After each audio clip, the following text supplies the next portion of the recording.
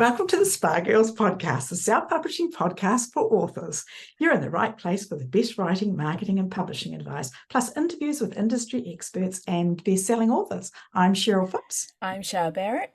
And I'm Wendy Vella. And today we're going rogue because we've got no Trudy. Woohoo! So we'll just be doing whatever we want, and I she'll come and know. listen and go, OMG. We won't get told off. we won't be graded at the end of the podcast. No, there'll be no grading. There'll be no lines to do after or penance, anything No like snapped that. hands. No. So she's away swanning around doing Swanning around as she somewhere. does. useless, Yeah. like she does. We're not jealous at all.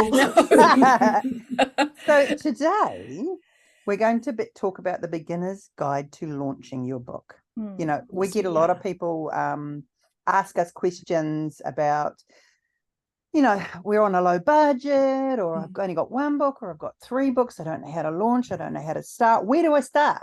That's what we get a lot of. Where do I start? And with all the noise out there at the moment, there is so much noise. Do this, do that, do this, do that.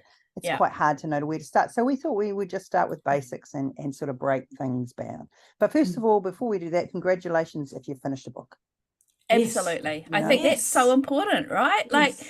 I think we can get caught up in like what happens next, but that's a huge Absolutely. That huge was the first accomplishment. step. You took it, you were brave, and now you're going to be even more brave or Yeah. braver Yeah. because you're going to publish it. So we're going to get down and dirty with a few practical suggestions. Yes. Yeah. I mean, look, there's no getting around it. It is tough. It is Really Yeah, tough. It is tough, but Mhm. what a journey. And I think you need to approach it as this is the start, right? Yeah. It's like starting a new job. You have to learn it. Yes. Yeah. So this is learning the steps. When we all started, we started one way. Now we do everything totally differently. Yeah. You know, Right. I think starting now, you're actually getting the benefit of all of that knowledge out there. Yeah. Yeah. And just working down. But I think Can I give one tip before we start? Yeah. I think whatever you choose to do, from what we're saying here, from what you're hearing from outside people, whatever you choose to do, write down what you actually do. Yes. And then the next time Yeah. you've got a base to start with and to see what worked and what didn't. Yeah. So, 100%. Really, Great really, idea. really good. So Shah, I think you're going to talk timelines. Yeah, I think this is so you finish the book and you've got it formatted and you've got it covered, and then I think what's good is to just sit down with your own planner or diary or Google Calendar or whatever, and just work out a little bit of a timeline in terms of how much time you can devote to this launch. And by that I mean maybe figuring out an ad or sending out a newsletter or whatever. Just give yourself a time that, but that works for you. It's tempting to look at how somebody else maybe does things in terms of from launch to release kind of thing, but it's got to be what works for you in terms of the time that you've got. And as Wendy already mentioned, we're focusing on free and lower cost things here.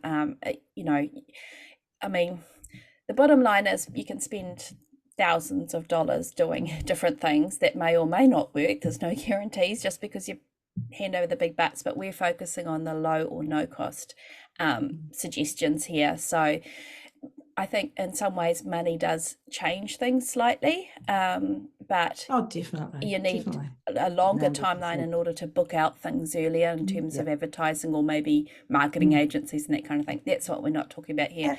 And I'm talking about maybe like, okay, I've got a 2-week countdown. Here are the things that I'm going to do, and do what Cheryl says, which is write down what you do.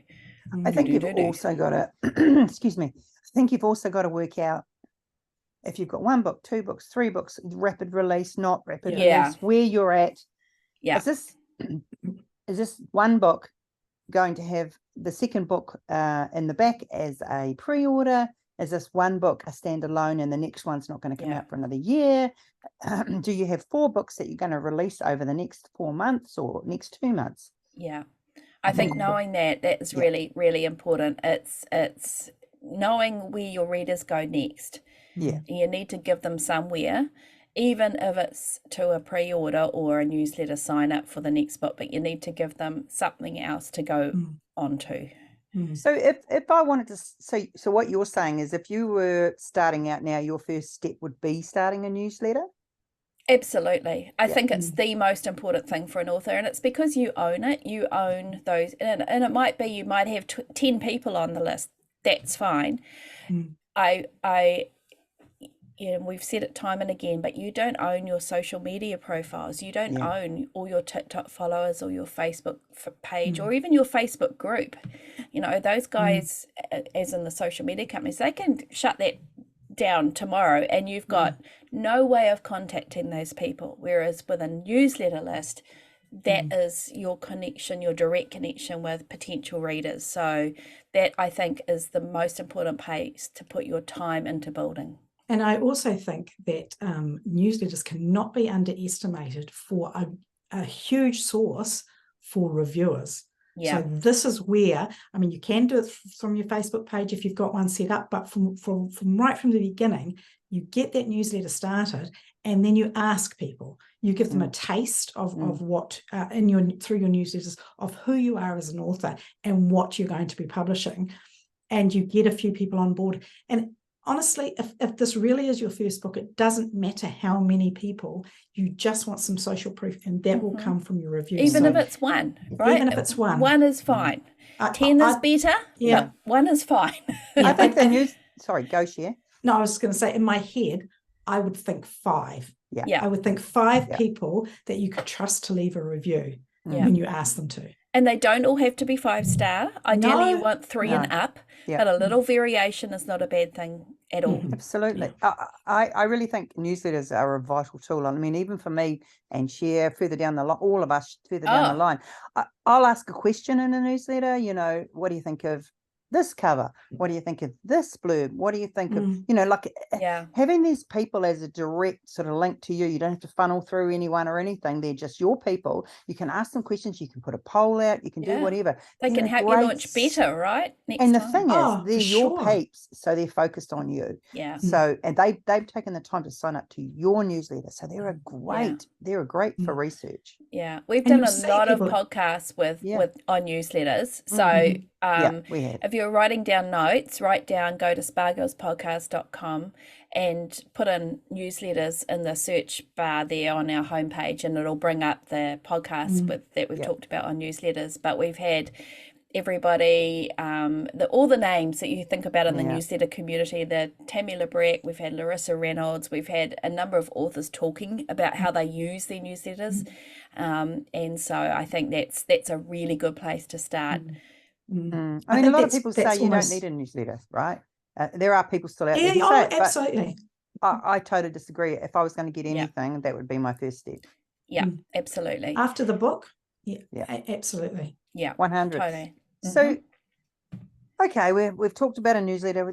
The next step has got to be working out where you fit in the market, doesn't it? Yeah, it does. It's like if you bake an amazing cake, you need to know what kind of people like this particular flavor cake, right? So I'm big on cake. I'm big on cake metaphors. Metaphors. So or analogies. Whatever. But just I think it is good to pause and kind of get over the flurry of finishing, because often by the time you get to that finish line of formatting that book, you're tired of it.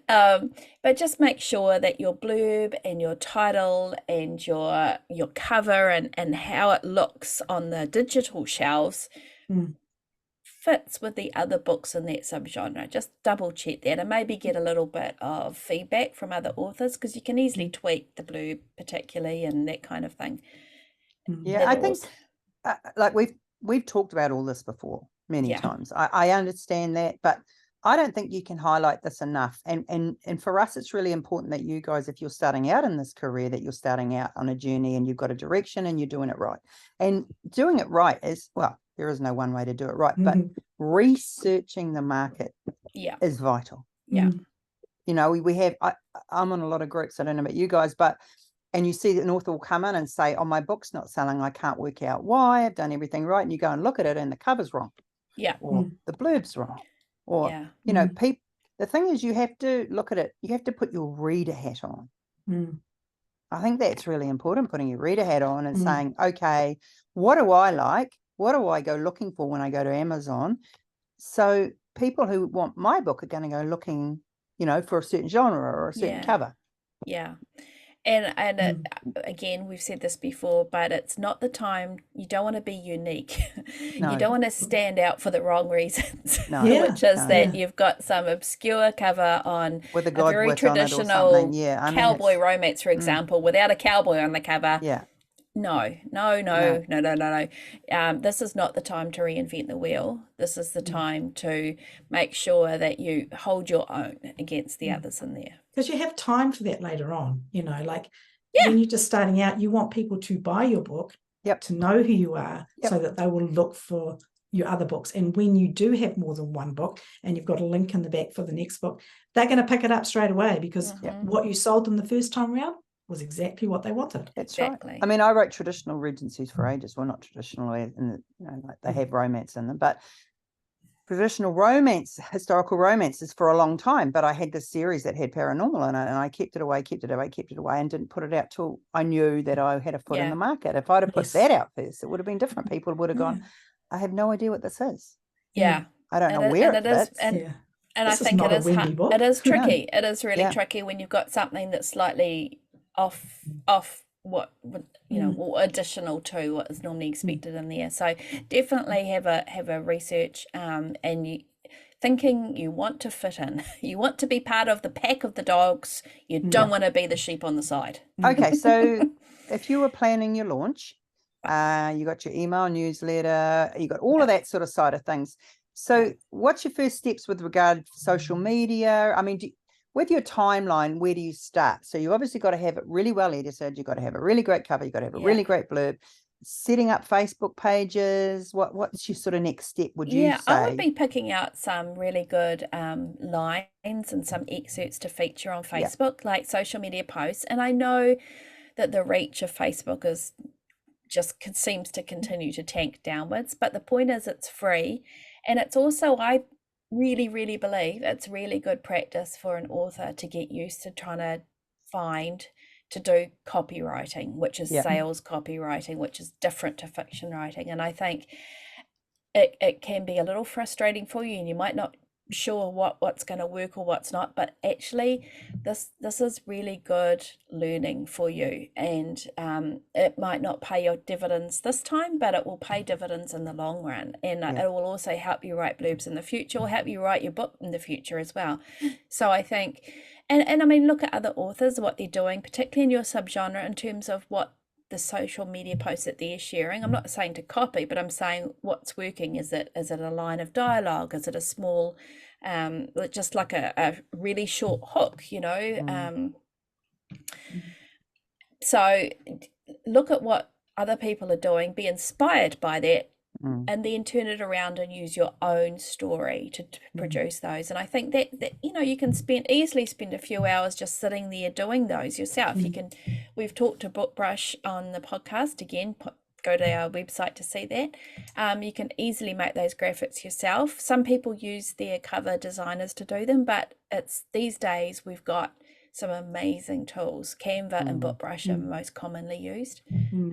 If you're not a Photoshop or an independent graphic person, and it's you don't have to have any massive skills, but that's what the beauty of BookBrush and Canva do, is they give you the sizing is correct, and they will give you that sort of template, if you like, so it looks professional. And if you're going onto these people's pages, then you need to not go on there to advertise your own stuff, but actually become a community member on their page. And I would say that if you find authors with their own pages that are writing very, very similar to you, then they are the perfect addition to a newsletter. When you're sending out newsletters and you really don't have a lot to say, you can share their books, especially when they've got a sale on, but you can also share them to your Facebook page so that you're automatically getting yourself content while you're learning. And I think using things in more than one way is also another good tool. Absolutely. And I think it's like, as Wendy said right at the top, this is, a new job kind of thing, and you're learning as you go. It's an apprenticeship. When you first start, particularly for your first book, it is an apprenticeship. You're an apprentice, regardless of how much writing experience you might have, publishing is different. And in many ways, I don't believe it's good to try and circumvent or to sort of fast track this kind of learning, because I truly believe it will serve you in the future. Even if it's the first book or the fifth book, it's good to learn to create hype. It's good to learn that process. I mean, okay, you got the first book, chances are it's not going to sell heaps and heaps and heaps and heaps of copies. It could be, and go you. Yeah. You could be that outlier. But I think it's good to learn how to, to set up a release and create that hype for however long you choose. I mean, there's no rule of thumb on that. I usually do the week of, the week before. I was going to say, whatever. A lot of authors sort of work on a week to 2 weeks, have a sort of do a post a day kind of thing for 2 week period. And if you can afford to have a giveaway of an Amazon gift card or whatever, create some hype, get those copies out to you, and those ARC reviews. That's vital. Getting reviewers, I think that's to me a really important part of it. Yeah. Because social proof, right? Yeah. Got to have. If you can't afford to join something like Book Funnel, where you can do author swaps or join promotions, which I highly recommend that you do as soon as you can afford it. You can also, having spoken about other authors, you can also approach people. The worst thing they'll do is say no, right? But you might find that somebody is genuinely interested in lifting up newbie authors, and they will do a promotion as well, especially if they see that you're sharing their stuff. And if you become a fan of theirs, then you don't know what doors will open unless you knock. But can I just put a rider on there? And I've seen a few experienced authors commenting that they're having people like direct message them or post a link to their book on that author's own page kind of thing. Like that. No, don't do that. We're not talking that. That's like just rocking up to somebody's house and saying what's for dinner. Preferably do it through a author focused Facebook group is a good way of doing it. Join a author Facebook group that way. And I have a little story about that, actually. Okay. Just recently, like in the last few weeks, I had someone keep posting on my private page, on my, exclusive page, author page on Facebook, and they kept posting their books, like their new releases and other books, in sales and all that sort of thing. And I just hid the posts because I didn't want to be rude. And then eventually I thought, hang on a minute, this is my page. And they haven't even asked. So I messaged them and I said, look, this is a bit out of order. If you want to post something, you need to ask me first. And she came back to me, and I kid you not, she said, oh, which page was that? Yeah. Even though I had replied in my name and we were clearly friends on Facebook, she didn't know where she was posting. She was just doing it randomly. No. I'm sorry. That is just completely rude. And that is it's so rude, and it's also a complete waste of time. Plus, people are going to steer clear of you because I can guarantee you Cheryl knows the name of that person. They're not going to be. So, just be polite. Be polite. Be good. Yeah. Be a good community member, because that'll hold you in good stead down the track, because if you make a mistake and do something wrong to start with, it'll take a while to clear your name. Exactly. Okay, so if we were going to do dabble our feet into some paid advertising. Yeah. I would say a small Facebook ad is not a bad way to go, particularly. Yeah. So one thing that we've talked about this before, and we make sure the link in the show notes, it's on our podcast episode on bonus content. But again, it goes back to building that newsletter. And so if you've got a prequel or a short story that can tie into the book that you're about to release, that's a great way of, in return for offering that free to people, you can get their email address for your newsletter list. I would put probably do a $5 a day Facebook ad if you can swing that, and even just do the Facebook's keep it simple. Use Facebook's auto find people kind of thing. Yeah. And I think this sounds so negative and I don't mean it that way, but I'm just trying to be realistic. Go in with really realistic expectations and never spend any money that you cannot afford Exactly. to lose. I was just going to say, Think of have it, our it's like budget. when I go to the casino, I have my X amount of dollars that I'm going to spend on the blackjack table, and I figure if I come out with zero, that was a good night. Yeah. And Yeah. I think that's how you should go when you start out in paid advertising. Yeah. The other alternative is maybe running an auto ad on Amazon, but once the book is published, but it can be a little harder with Amazon. It tends to be a little slower, and also particularly if you're new and this book hasn't got any other books in the series or you haven't got any existing readers, it can be hard for the algorithms to figure out who to feed that to. So that can be a little frustrating. I think you probably get more immediate kind of idea of what's working with Facebook. But really start off slow.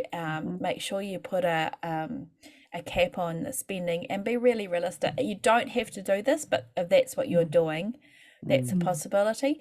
The other possibility is, I mean, personally, if you had a small amount of money, I would probably pay to join BookFunnel first over that, I think. Absolutely. Yeah. Because there are so many great tools out there, right? There are. Yeah. Absolutely, yeah. But they need to be, because there are literally thousands of books getting published every day, just to give you a smack of reality here. And, you are launching into the great wilderness. But on the flip side of that, a lot of people only publish one book. If you're planning this as a career, exactly, the percentage of people that keep writing and keep loading up books is a lot smaller. Exactly. So that's I think the vast majority of them are almost one-offs. I don't know if anybody's ever done the stats on that. I'd love to know that. But I think it's really important to note here that the one thing that you can do for your career is write the next book. Yeah. Because if people love your book, they want to get on to the next one, or they'll forget you if there's nothing else to keep going back to. That's hugely important. I also think that there's the email newsletter lists that Red Letter Romance, so which are not huge amounts of money depending on the list. I mean, obviously BookBub's a big behemoth, but you can actually do paid BookBub ads as well. But those smaller lists can get you a little bump. The only thing with some of those lists is that they're going to expect you to really, really lower the price of your book, and often a lot of them are 99 cents. I don't know how that will serve you for a first book. Like if it really is your first book and you don't have any readers, sure, maybe that's a possibility. But I'm just wary of the fact that as authors we're underselling ourselves a lot, giving away far too much. I mean, you can have a leader magnet, and you can have teasers, and you can have chapter excerpts, which is different. But when it's just your book and you're putting it on those platforms for basically nothing, then I think absolutely. And there is a large proportion of books that are as free, like when I say sold as free, or for a price promotion. A huge number of those just sit on people's Kindles and aren't actually read. And I know I'm completely guilty of this. I go through my BookBub email every day, and I'll get that, and then maybe in a few years' time I go to buy it and I think it's already on there, and I have no recollection of how I got it.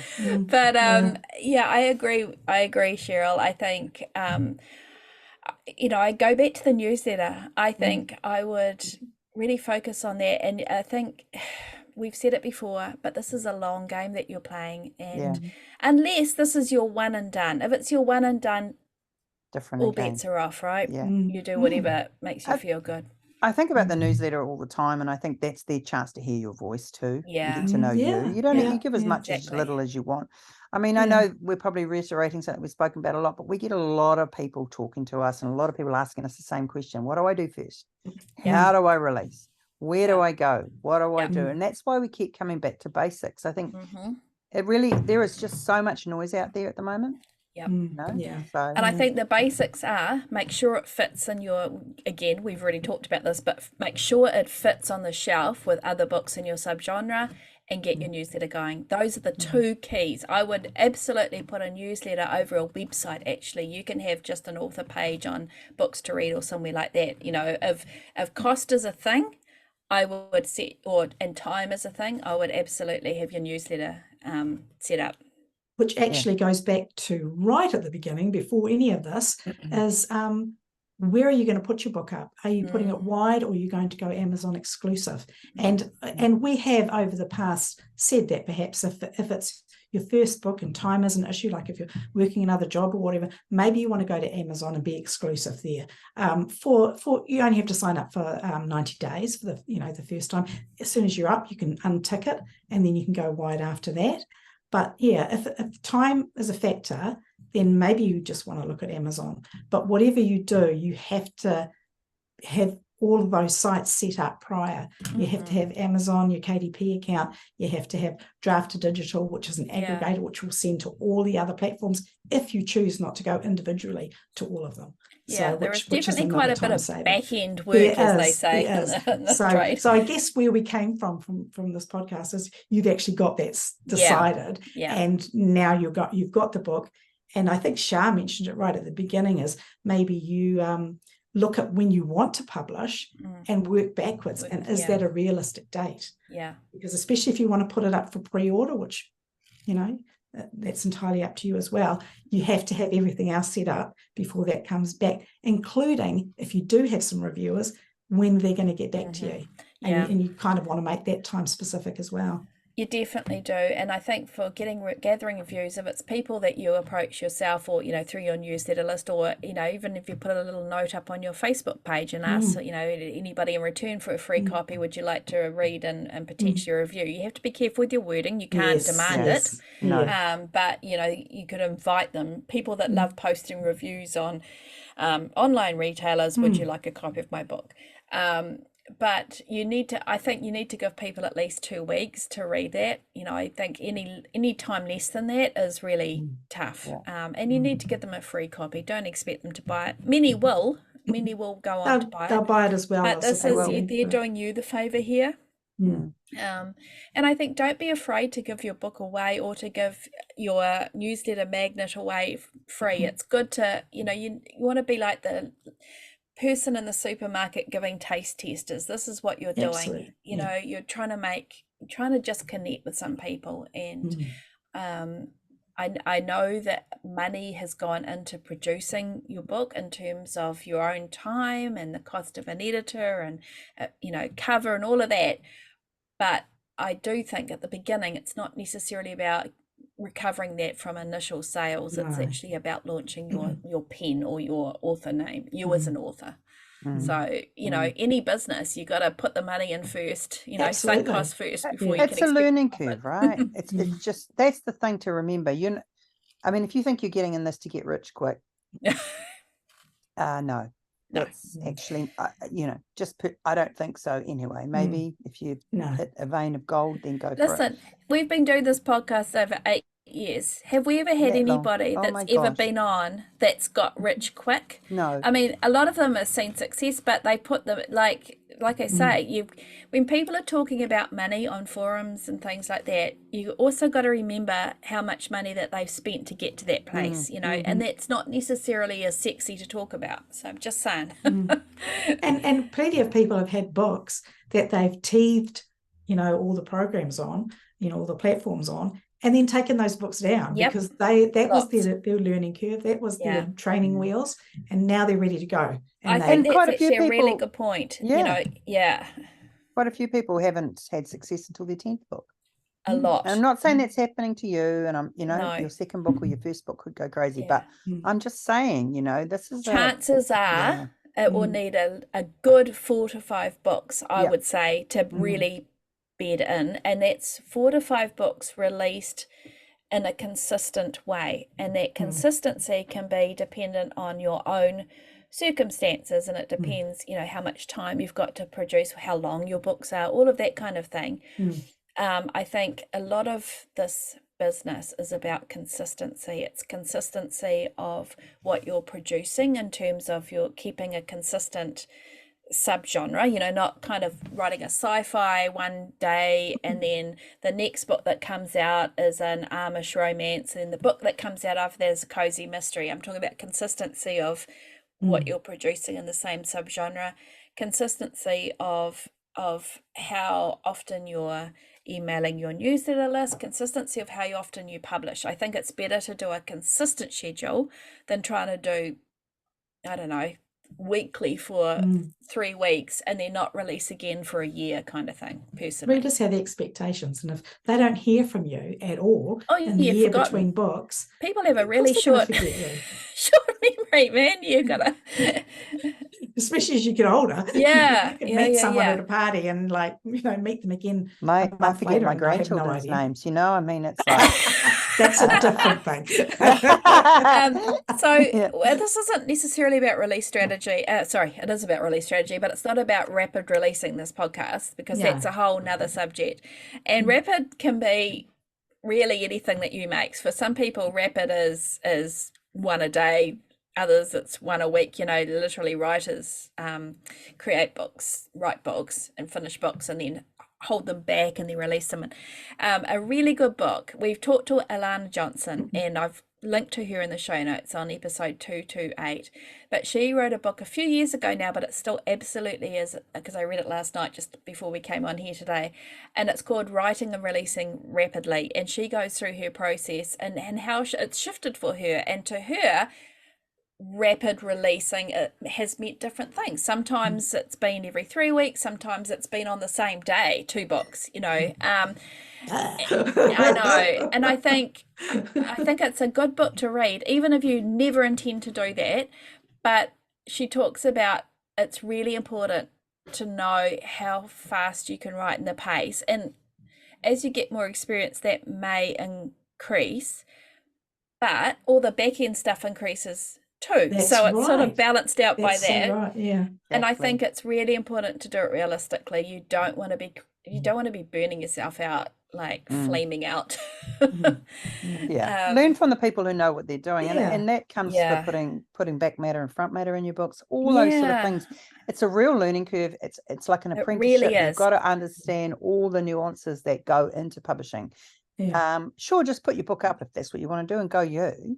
But if you want this to be a long career, then sort of do that groundwork to start with and get it right. Don't get over bogged down with it all. But it's never going to be perfect either, right? You're not going to get it all right. But I think every thing that you get wrong is also just as much learning, isn't it? And I think knowing what you absolutely need to do to give your book the best chance, and then adding the other things in to ensure that happens, that comes over time. Because it's working out what worked for you, what worked for that book or that genre, and then tweaking it as you go. And I'm honestly, I know Wendy and I have tweaked for the last 10 years. Tweak. And by tweaks, re-editing, by re-blurbing, recovering. Back matter, front matter's changed over the years many times. But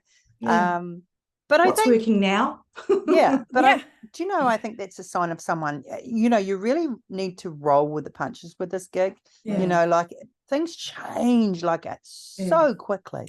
Amazon algorithms, or there's a lot of so many variances that you yourself have no say in and can't control. So it's really important that you control the things you can. Get the basics right. You got to roll with the punches, right? It's hard, right? It's your personal business, and it's hard not to take things personally. But you're talking about a behemoth, algorithm-run megacorp, and you're nothing. You're a speck in that cog. Well, no, we think you're something. But we think you're something, but all of us as authors are, and so. And so focus on the things that you do have control over, and not shaking your fist at the sky, because that's not going to help. On a positive side, how exciting, right? How exciting that you finished a book and you get to... How many people do you know who are authors? How many people say that they want to write a book and never do? Just to do it is huge. And I think that's the other important thing, is to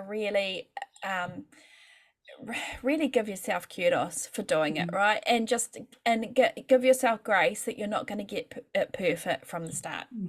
Celebrate everything you do that you achieve. So what would be your one tip? Have you got one thing that's worked for you that you feel you want to impart, or have we covered everything? Go first, share. Right on the spot. Well, I honestly think after listening to us talking in my notes as well, And how I knowledgeable honestly are we? think it's about timing. It's about making sure that you have all your ducks in a row before you press publish, before you load a pre-order. Can I do this in the time frame that I'm saying I will? Because you want to make that happen. Otherwise, you're going to disappoint people. And right from the get-go, you're going to be on the back foot. Yeah. Okay. I mean, and there might be a goose in between those ducks, but you know, like she's so 100% right. What about you, Shah? I would say have an idea if you've just written the one book, I would have an idea of what else you want to write. Is it a series? Are you doing standalones? Like have a publishing plan in your head even, and I think it's really, so there's that, but also keep a note of how long things take you to do. Like, how long does it take to load that book on? Now initially it's going to take ages, but just keep a diary or a notebook of how long it takes you to do things, so then you can look back for the next launch and think, oh, okay, this is the amount of time, and adjust your timeline. I think definitely noting down how, and also what you spend as well is really good. And then keep track of your numbers. I think data doesn't lie. Yeah. You can kid yourself that different things work and different things don't work, but sometimes when you actually look at the cold hard data, or like I can convince myself that I can do something in 30 minutes. There's no way I can do it in 30 minutes. Never going to happen, right? Forget it. I could spend 30 minutes looking for the perfect, graphic to go on something. Or no sticker. So I think just keep a note of true. things, and that sort of, because otherwise burnout is a very real thing, and you can get burnt out by options as well. Don't so overdo try and it. Keep it simple. Keep it simple. But I think for me it's like, if you choose a path to go down, give it your all. And then if it doesn't work, adjust. But don't do a whole lot of things. No. Like half. I can't say half-assed, because half is not allowed to be said. But like, just don't do a whole lot of things half. Do 3 or 4 things whole. Do them right. Get right into them.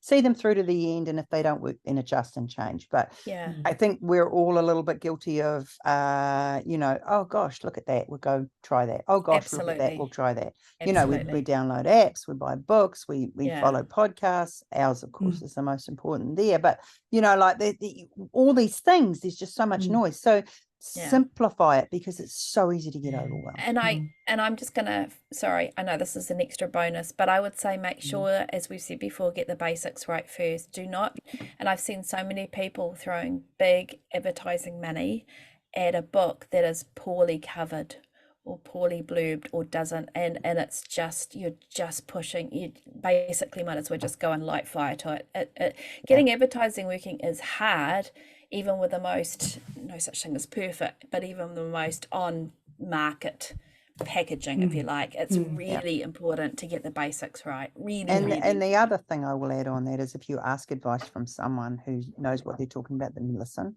Don't just ask advice and then go and do what you want or argue back. Yeah, exactly. We've all been down that road. Okay, I think we've pretty much said everything we want to say. Well, I've actually got a final piece of advice. If you would like to come along to patreon.com/Sparkles podcast, you can join our writing community there. It's a $10 a month tier. You can join for 1 month. You can join for 100 months. We would just love to see you there. And yes, it is a nominal fee to join us, but you are welcome to share your blurb in there. We've been talking about blurbs. We help, and not just us, but also our other community members. It's a really supportive thing that we're there every day.